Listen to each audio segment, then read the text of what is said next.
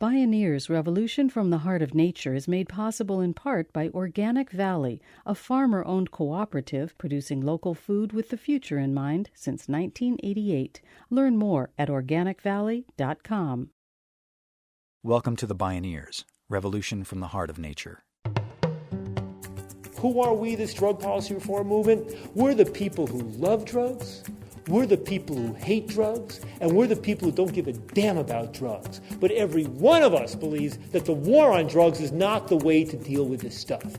So what we're doing now, we are building a political movement. This is a movement for individual freedom and social justice. It's all alive. It's all connected. It's all intelligent. It's all relatives. We stand at the threshold of a historic opportunity in the human experiment to reimagine how to live on Earth in ways that honor the web of life, each other, and future generations. It's a revolution from the heart of nature and the human heart.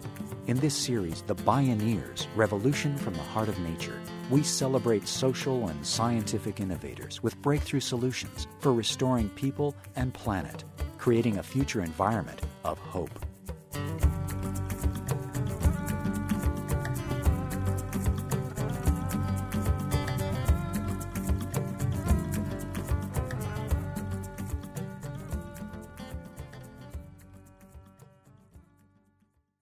The drug war is a bust. That's the verdict mounting numbers of people are reaching, including numerous former drug warriors such as law enforcement, criminal justice professionals, and the American Medical Association. They say that like prohibition before it, the drug war has actually worsened the problems while saddling society with unaffordable costs with no end in sight. It took the Great Recession of 2009 to tip the issue. Like a tide going out, the recession beached various detritus on the economy's shore. Many states say they simply can no longer afford the costs of the drug war, and they see badly needed, sustainable revenues on the drug reform horizon, especially from legalizing marijuana. But Ethan Nadelmann of the Drug Policy Alliance says there's more than meets the eye to this often taboo subject, which for decades has been a third rail of American politics. He says the hidden history of drug laws in the United States reveals a direct connection with overt racism. He says politicians have exploited for political gain the awesome power of dealing fear about drugs, and that the drug war's environmental costs are far too severe to justify. In the case of the drug war, the word on the street is that the going up is not worth the coming down. Join us for Busting the Drug War, the dawn of drug policy reform, with Drug Policy Alliance founder and director Ethan Nadelmann. My name is Neil Harvey. I'll be your host. Welcome to the Bioneers, Revolution from the Heart of Nature.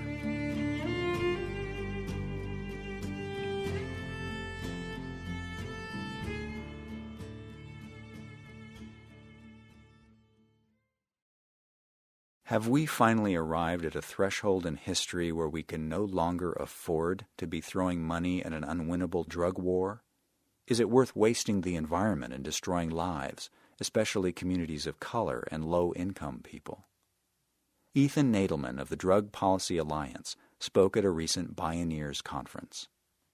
We can't escape the fact that we have lived and grown up in a drug war society. We've lived in a society in which we are exposed to all of the messaging all of the time. We live in a society in which we've become accustomed to the fact that the United States should lead the world in incarceration rates, in which those people behind bars, San Quentin not far from here and other places, that's just over there, in which we shut our eyes. We've become accustomed to a world in which, let's not criminalize our marijuana and our hallucinogens, but those bad drugs, that methamphetamine and that cocaine, those better stay illegal because God knows they're bad and I don't want my kids doing it and, we know what they can do. The Drug Policy Alliance, founded by Ethan Nadelmann, is a nonprofit organization that advocates for policies grounded in science, public health, and human rights. Nadelmann is a former Princeton professor and much-cited author on the internationalization of criminal law enforcement. He's developed a set of practical policy reforms that are now being embraced by a growing crop of former drug warriors. I should say, I'm not a libertarian. I don't advocate for legalizing all drugs and treating them like alcohol and cigarettes. I advocate with respect to marijuana for ending prohibition and more or less moving in an alcohol model. I advocate for ending the prohibition on people's personal use and possession of these substances so long as they're not behind the wheel of a car or hurting anybody else. I advocate for trying to move away from the criminal justice system and our heavy reliance on criminalization in dealing with drugs. But I'm not a libertarian who believes that the free market is best in all cases. I'm not somebody who doesn't believe that the government should play a role in terms of trying to tax and control and regulate and treat drugs as an addiction issue and treat it as a public health approach. But that fear of change, that tensing up around it, and also I have to say, that lack of passion around prioritizing this issue. We look at what's going on with the economy, and we issue around healthcare and the markets and everything else. I don't need to tell you that there's a lot of other big problems here. But there is a growing movement of people who believe that this war on drugs, this way we're dealing with drugs in our society, that it really is one of the fundamental evils in our society. Ethan Nadelmann writes that the war on drugs and its prohibitionist punitive strategy have failed to solve America's drug problem. In fact, he continues, these strategies bear much of the blame for drug-related crime, epidemic use of crack cocaine, and the spread of AIDS through dirty syringes. He sees drug policy reform and reform of the criminal justice system as fundamental issues of social justice, requiring a strong dose of sober historical honesty.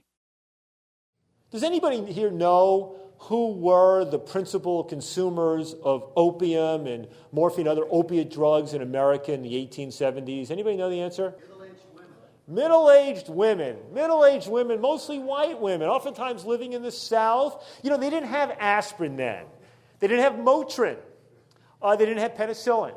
Right? I mean, people, women going through menopause, aches and pains, living in the South, bad sanitation, lots of diarrhea. Opium, morphine, the liquid form laudanum, what a miracle drug. It was consumed by millions of middle-aged, middle-class, mostly white, but also black and other women throughout our society. Were they addicted to it? Well, maybe in some respects no more than we're addicted to our coffee now. And you know something? Nobody proposed criminalizing opiates at that time because nobody wanted to put grandma and auntie behind bars.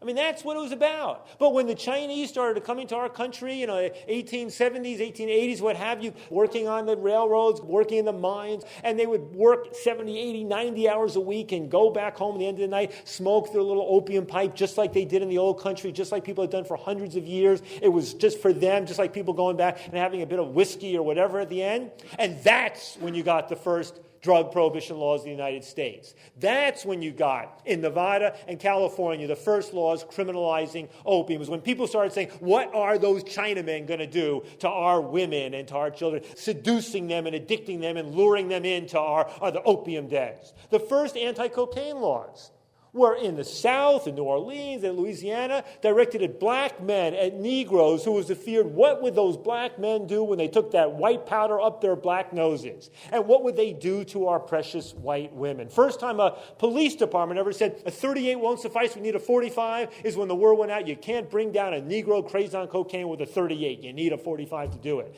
Read the New York Times in the first decade of last century, the outright racism of the stuff about blacks and cocaines. That's the origins of the law. The first anti-marijuana laws in the Midwest and the Southwest, directed at Mexican Americans, Mexican migrants, coming up across the border, taking good jobs from the good white people, going back home, smoking up a little reefer, that funny smelling reefer cigarette. As Ethan Nadelmann describes, the shadow history of drug laws is racism. He points out that even alcohol prohibition was rooted in notions of racial hierarchy among white immigrants to the United States. History shows that Western European settlers became increasingly fearful of subsequent waves of Southern and Eastern European immigrants, provoking those already in power to pass laws aimed against these newcomers. Nadelmann points out that even the hidden racist motives of alcohol prohibition were put to shame by the overtly racist drug policies dealing with cocaine at the end of the 20th century. But you remember 20 years ago in the United States, the crack baby was on the cover of Newsweek and Time. The 375,000 babies coming in, predictions about the kindergartens in the early 90s being flooded with these babies who were going to be low IQ or deformed or whatever it was going to be. Passing horrific laws. 10, 20-year penalties for possessing 4 ounces of cocaine or selling 2 ounces of cocaine. But why? We needed to protect our babies. Well, I'm going to tell you something about crack babies. We all know it's not good for pregnant women to use drugs. Well, most women get pregnant, you don't drink coffee, that's a good thing. You watch your diet, good thing. Don't smoke cigarettes, right, that's good. Right? Don't do heroin or cocaine or booze. And there is a phenomenon called fetal alcohol syndrome, which can happen, which is a horrible phenomenon and is associated with alcohol abuse. You know what happened with the crack babies? It turned out the crack babies never showed up.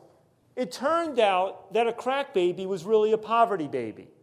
It turned out that when they did studies, you could not tell the difference between a child who had been born to a crack-using mother and a child who had been born to a same sort of mother living in the same sort of economic conditions who had never used crack cocaine. It turned out that the consequences of smoking a pack of cigarettes a day while you're pregnant are more severe than the consequences of smoking crack cocaine.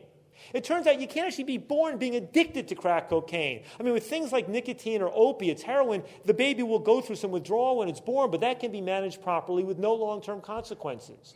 It turned out the principal consequence that they could identify with a mother using crack cocaine, if you broke out the poverty variables, was a slight risk of a smaller head circumference and a slight risk of being born early, but that essentially you couldn't tell the difference between children, that they were the same. Now, finally, in the late 1990s, the New York Times and Science magazines and others start to report on this phenomenon, that the crack baby is 95% myth. But the imagery, the marketing of this idea in the late 1980s was so powerful, so dominant, that people have an incredibly hard time even absorbing this. So don't ever imagine, as many people inevitably do, that there was a point in our history where thoughtful, informed professionals, wise people, doctors, scientists, looked at the range of drugs that were out in society and said, those ones are relatively less dangerous. Those ones are relatively more. Therefore, we'll criminalize those. Because if they had ever made such an assessment, they never would have put marijuana over there. And cocaine, which was not being smoked, consumed in the form of crack cocaine and stuff like that, or even the opiates, it might have been an entirely different calculation. A rational calculation might have, in fact, criminalized alcohol and cigarettes. Not that that would be a rational policy, but at least you might have seen that those, in fact, were more dangerous and harder to domesticate, harder to integrate into our culture in ways that involved minimal harm. Criminalization of drugs and the war on drugs has always been not about the drug, but about who uses the drug and who is perceived to use the drug.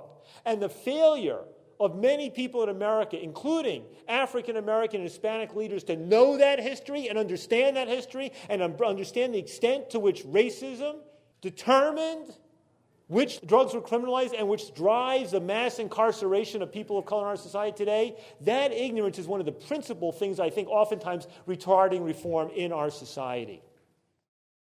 Ethan Nadelmann predicts that drug reform will win the hearts and minds of Americans only when the average parent believes that drug reform could protect their kids better than the war on drugs ever will. More when we return. This is Busting the Drug War, the dawn of drug policy reform. I'm Neil Harvey. You're listening to the Bioneers, Revolution from the Heart of Nature.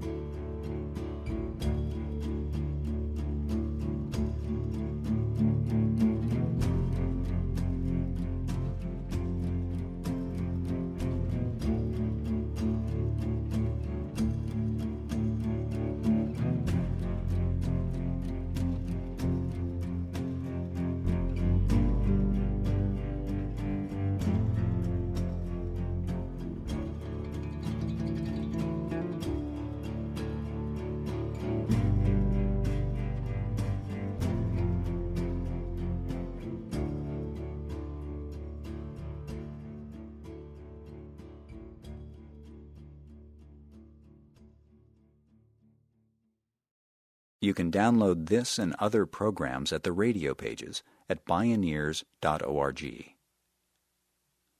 For nearly 20 years, author, scholar, and drug policy reform advocate Ethan Nadelmann has focused on building a political movement to transform the war on drugs into a winning policy that reduces harm and fosters public health and justice. Before I was involved, there was a movement in the 1970s. And there was a movement essentially by NORML was a key organization. 11 states succeeded in decriminalizing marijuana. One of the heroes of that time, Richard Wolff, played a pivotal role sitting right here. People believed that marijuana might actually be legalized. Jimmy Carter's administration introduced a federal decriminalization bill. Attorney General Civiletti supported this. Jimmy Carter said the harms of the drug laws should not be greater than the harms of the drugs themselves. There was this period of sort of clarity around these things. People really thought it's inevitable. And maybe people got overconfident. Because what happened in the late 1970s was a massive swinging of the pendulum the other way.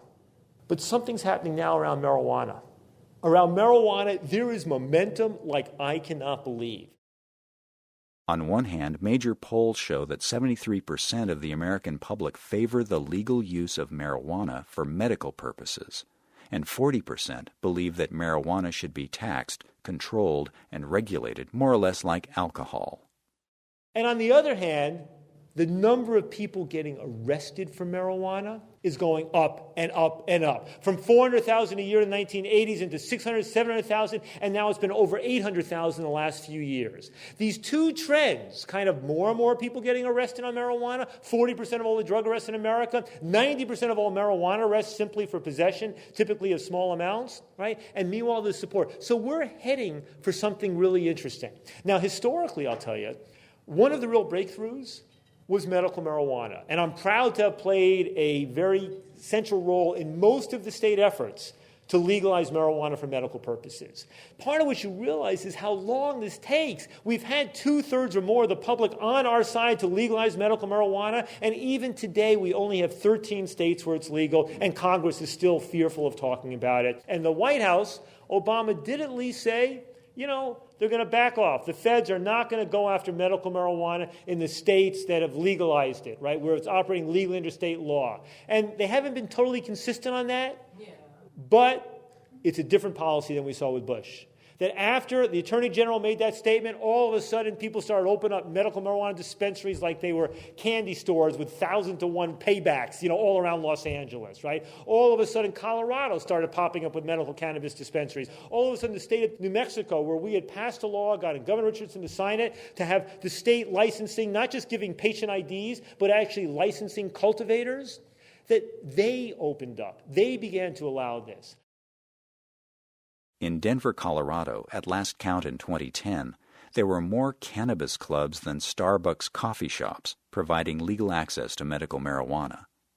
Meanwhile, California's crippling budget deficits prompted Governor Arnold Schwarzenegger and other prominent politicians, including conservatives, to seriously study legalization as one financial strategy for bailing out the state.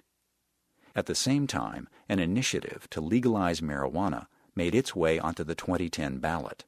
To Ethan Nadelmann, these are signs of a political sea change that could permanently beach the drug war. What he advocates is an honest, dispassionate evaluation of the pros and cons. I know that unless the ordinary American parent believes that marijuana is being legal is better for their kids than marijuana is being illegal, we cannot win. Now, when people say to me, if you legalize marijuana, what about the kids? You know what I say back? I go, what about the kids? There are now 3 surveys in which teenagers say it is easier to buy marijuana than it is to buy alcohol, right? Who would use more marijuana if it were legal? People in their 40s, 50s, 60s, 70s, 80s, and 90s, maybe, right? People who used to smoke and now can't get it so much. But would that be good or bad or indifferent? Well, it would be kind of mixed. Some of them, might develop a real habit. That could be a problem. Others might use less booze or less pharmaceuticals. That might be a good thing. Some people might find new parts of their lives. I mean, the fact of the matter is marijuana, while it is a drug and it can be addictive and it can be problematic and you don't want people doing it every day and you don't want people who are mentally ill doing it and you shouldn't be getting really stoned and driving, not as bad as driving under the influence of alcohol, but you still shouldn't do it. But nonetheless, nobody's ever died of a marijuana overdose. And if you mix marijuana with other drugs, you mix booze with benzos or booze with opiates or benzos with opiates, right? You can die. You don't wake up. Never happened with marijuana. You may get really dizzy, maybe a little nauseous, more often the munchies, but you're not going to, and if you get addicted to marijuana, the addiction is not as bad as being addicted to other drugs. And getting out of that addiction is easier than getting unaddicted to other drugs. So by and large, the risks of greater marijuana use, if in fact we make it legal, are fairly minimal. The benefits, in terms of no longer arresting 800,000 people a year, mostly black and Latino at this point, the benefits in terms of not spending $10 to $20 billion a year on a war on marijuana, the benefits in terms of bringing in $5, $10, $15 billion a year in tax revenue, the benefits in terms of disempowering organized criminals in Mexico. The Attorney General of Arizona, Terry Goddard, his father was a governor, he wants to be a governor, not a particularly liberal guy. What does he say last Christmas? We need a debate on legalizing marijuana. And he's not saying we should do it. He says, let's have a debate. Why? Because the Mexican drug gangs, he says, are making half their money from the marijuana business. Nothing would deprive them of the revenue like this would. Drugs are here to stay. So begins the landmark 1983 book From Chocolate to Morphine by Dr. Andrew Weil and Winifred Rosen. They pointed out that more people than ever are taking drugs, and that drug use has spread to all classes and ethnic groups, including younger and younger children. They noted that more people than ever abuse drugs. Today that includes the widespread abuse of prescription pharmaceutical drugs. Dr. Weil and Rosen observed that the drug war has best served the large criminal networks. Today that is amplified into narco-states such as Mexico and Afghanistan, where drug revenues fund terrorism. It has become a national security issue. They said we must distinguish between drug use and drug abuse, and that it's a relatively small percentage who have a bad relationship with drugs. They observed that drug use is universal in virtually every culture, and drugs are culturally defined. In sheer numbers and real-world effects, by far the most destructive drugs are alcohol and tobacco. Yet they are regulated, not banned. And Weil and Rosen say, wanting to change your consciousness is normal and inborn, starting with children twirling to make themselves dizzy. They say drugs are just one way of changing our consciousness, and it's better to learn how to manage that well than to keep making a futile effort to suppress human nature. How should we legalize marijuana? I don't know. But when we repealed alcohol prohibition, we left it up to states and localities to decide that. Right? And that's what we should do again. My preference? I wish we could legalize the thing and have the whole thing evolve like the microbrewery beer market, right? My greatest fear about legalization is that Philip Morris and Anheuser-Busch and the major pharmaceutical and consumer good companies take it over. Give me a choice between them taking it over and people getting killed and the criminality and the arrest and the incarceration. The lesser evil is probably Philip Morris and Anheuser-Busch. But my preference would be for this to be more like the wine market, microbrewery market, high-end cigar market, something that's more specialized in that way. Ethan Nadelmann contends that the best way to protect the rights of people who use marijuana as medicine is to make it legal for everybody. But the 40% public approval in the polls for legalization falls short of the political traction that's needed. And it won't be until 55 to 60% of Americans support making marijuana legal that we'll have a chance of getting Congress to talk about it. So the point is, we are building momentum. Who are we, this drug policy reform movement? We're the people who love drugs, we're the people who hate drugs, and we're the people who don't give a damn about drugs. But every one of us believes that the war on drugs is not the way to deal with this stuff. So what we're doing now, we are building a political movement. This is a movement for individual freedom and social justice, right? We stand on the shoulders and follow in the footsteps of other movements for freedom and social justice. If we can evolve in our country and eventually around the world to a world that accepts that drugs are here to stay, that we have no choice but to accept this and to make the best of what we have and not to harm it. Similarly, with the plants and chemicals that exist in our society, and more of which will be devised and discovered, we have no choice but to accept the reality of their existence and to learn how to live with them so they cause the least possible harm and the greatest possible good. That is the challenge. Ultimately, there's a core principle driving the whole thing. And the core principle is that nobody deserves to be punished simply for what we put into our bodies, absent harm to others. None of us deserve to be punished for what we put in here if we are not hurting anybody else or getting behind the wheel of our car or putting others at risk. That principle is core. I and each of us are sovereign of our own minds and bodies. And in a world in which the powers of surveillance and the powers of the state and the powers of the corporate world become ever more ominous, embracing and proselytizing this principle is the thing that can ultimately, I believe, take us to a place where drug policies are grounded in science, compassion, health, and human rights. Thank you very much.